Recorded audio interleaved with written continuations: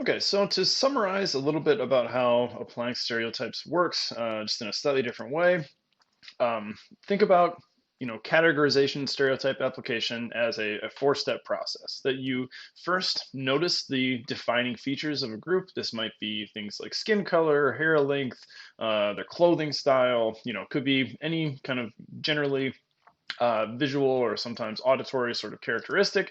And if those defining features fit into your idea of what a social group is, then you will categorize that person as a member of that group. Once you categorize someone as a member of a group that you have some knowledge about, then that schema, that stereotype about that social group becomes activated. Then you kind of have the choice to apply those traits to that person. And these negative ideas generally that we have about other groups are, something that we're all aware of, and no one can really stop them from being activated generally. But if you have the motivation and ability to do so, you can kind of short circuit these things between the third and fourth step. The stereotype is going to be activated for everyone, but it doesn't need to be applied. If you care enough about that person or that situation, then you can individuate. You can think about that person as an individual rather than part of a category, and you can keep from, judging them based on those perceived traits. So even when we don't endorse stereotypes, even if we hate their content and are totally opposed to them, they come to mind. They're activated automatically, and they influence how we think. Remember the Hilda study and other things we've talked about? The schemas that we have activated change what we notice and remember and understand about people. So this is going to change the way we think about people just by virtue of these ideas being activated. And they don't just influence how we think, they obviously influence how we behave. So these stereotypes can lead to discrimination in a lot of senses, and they can lead to different ways that we kind of treat ourselves in a sense. So I've alluded to this before, but I want to talk about how stereotype activation can affect the people the stereotypes are about too. So there's a concept called stereotype threat that uh, is very, a popular research topic in social psychology. It's this idea that you're aware of the negative stereotypes about your group, and you're worried about confirming those negative stereotypes. So if your group is perceived as, stupid or lazy or violent or something, you are might maybe aware of that, and you don't want to show people that that is true.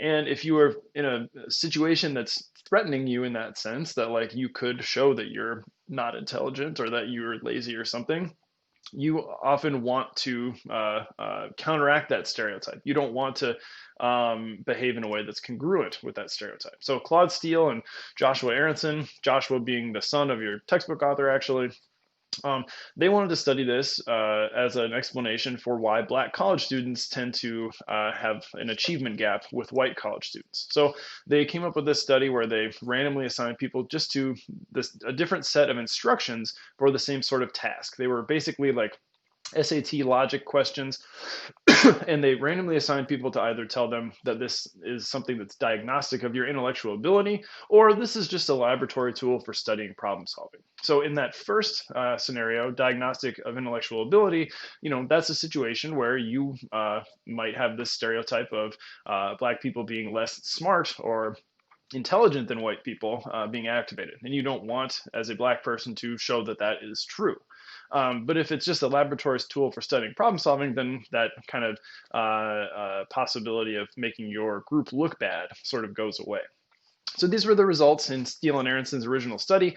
You can see in this non-diagnostic condition, where there's no pressure about intelligence or intellect, there's no difference between the black and white subjects in how many problems they solved. The difference comes up in the diagnostic condition, where they were told this is diagnostic of your intellectual ability. White students who have no negative stereotype about their intellectual capabilities don't perform any differently. Black students, though, take a big hit on their scores here, likely because they are thinking about these negative stereotypes, trying to counteract them, and are being distracted and anxious based on that activation. So, even though these students most likely did not endorse the stereotypes, like black students generally are probably not sitting around thinking they're stupid because they're black, they are aware of the stereotypes and they don't want to show people that they're true. So having this awareness and understanding of the stereotype is enough for it to negatively affect people. And it's not just African American students that are going to be affected by this. If there's a negative stereotype about any group's performance, then it can matter. So other groups that have negative intellectual stereotypes, like Latinx or Hispanic people, people low socioeconomic status, residents of the southern U.S., they'll show the same pattern as African American students. If you switch groups, sometimes you have to switch kind of ideas. So women are often stereotyped as not being good with money or good at math. So if you activate women's group status and give them a task that's supposed to show that they're good or bad at math, then that same sort of thing is going to happen. This can even go on in things that are a little more divorced from the domain that you're thinking about. So, the unfortunate sort of conflation in people's minds that homosexuality is some sort of like deviant sexual behavior that, might be related in some people's minds with things like bestiality or pedophilia or something. So homosexual men, if they had to, in a study, disclose their sexual orientation before interacting with children, they were less good at interacting with children. Straight men had no differences whether or not they had to disclose their sexual orientation, but homosexual men, if they had to say they were gay, then they were more reserved, they had less fun with the kids, they were less engaged. So they're, trying very difficult to not show this stereotype that they're like overly interested in children, but they end up then, not doing a good job at playing with kids. Even groups that are kind of generally the comparison group, like white men frequently, because of the perceptions in our society are often associated with better performance in a lot of domains, or whether that's earned or not, usually not. If you compare a more dominant group to people that are supposedly even better in a domain, like Asian people with math or black men with athletic performance, then you'll see those same decrements in white men. If you tell white men that they're being compared in their running speed to black men, they will be threatened by that and they'll actually run slower because they're distracted by that comparison to a group that's better. And there are lots and lots of other examples of this. So stereotypes, the point of talking about this is stereotypes don't just affect how we perceive and treat other people. The awareness of how other people view our groups is very impactful on the way we interact with others and even how we perform on stereotype relevant sorts of domains. Stereotypes also affect the way that we talk about people, right? So think about how often you specify people that hold a particular type of job.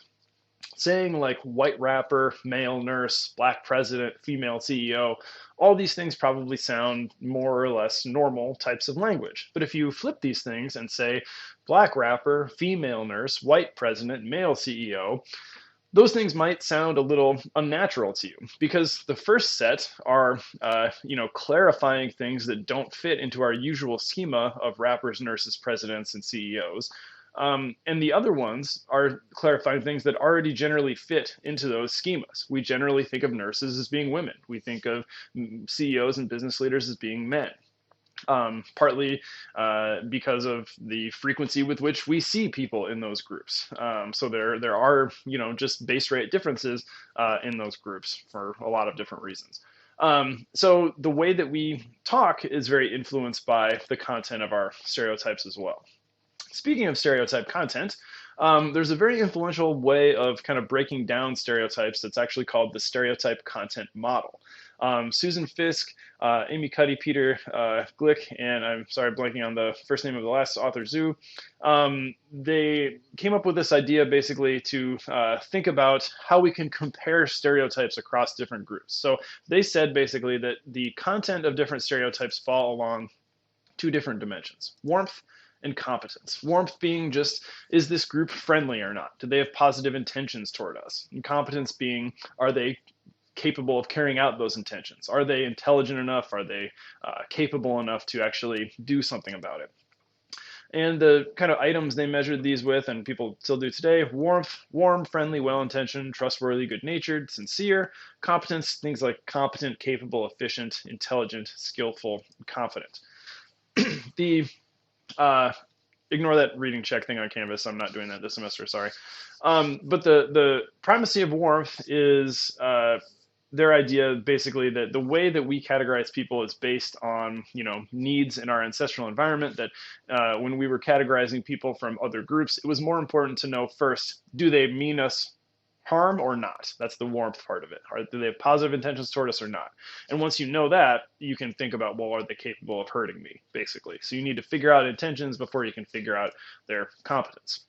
So an example that is getting more and more dated by the minute, but I'll use it anyway, to like put people into these groups. I think it's useful to use like characters, for example. So in The Office, Pam Beesly might be an example of someone who's high competence and high warmth. Dwight, low warmth. He doesn't mean everyone good, but he is a relatively competent person in a lot of ways. He's a good salesman and accomplishes certain things. Meredith might be someone who's low warmth and low competence, and Michael might be someone who's high warmth and low competence. So hopefully this kind of illustrates what these things are like for you. It's also useful to note that high competence groups are generally, in-group members are usually in the high warmth, high competence sector. No matter what group we belong to, we tend to kind of place them in this sort of positive light. High warmth, obviously, because your in-group members don't mean you harm generally. High competence, because we like to view our groups as being capable, confident, and having abilities that we like. So the written reflection for this unit, to note quickly, is to make one of these, like I did for The Office, yourself. So think of characters from TV show, movie, book, comic. If you didn't want to do any of those, you could even do something from history if you wanted. But I want you to just like put them into the 4 quadrants and kind of justify why they're there. So you need to have a low competence, low warmth person, a low competence, high warmth person, high competence, low warmth person, and high competence, high warmth person. Okay, so in the stereotype content model, they surveyed lots and lots of people in this early research and kind of made sort of average quadrants, basically, where we might put people. And again, these are not prescriptions about where these groups belong. They're just the way that the international samples from Cuddy et al.'s piece kind of put people into these different areas. So, people that are closer to what the in-group is like for the average, American or world citizen are going to be up here. Groups that, might be successful but threatening in some way are going to be in the high competence, low warmth area. Groups that, seem like they don't mean people harm, but they might not have much capabilities are going to be in the high warmth, low competence area. And in the low warmth, low competence area are going to be groups that we might generally just have antipathy towards and don't see as having good intentions toward us or having the capabilities to help themselves. And again, these are not prescriptions. This is how people rated these groups on big surveys. And I just think it's useful to kind of see where these groups might end up.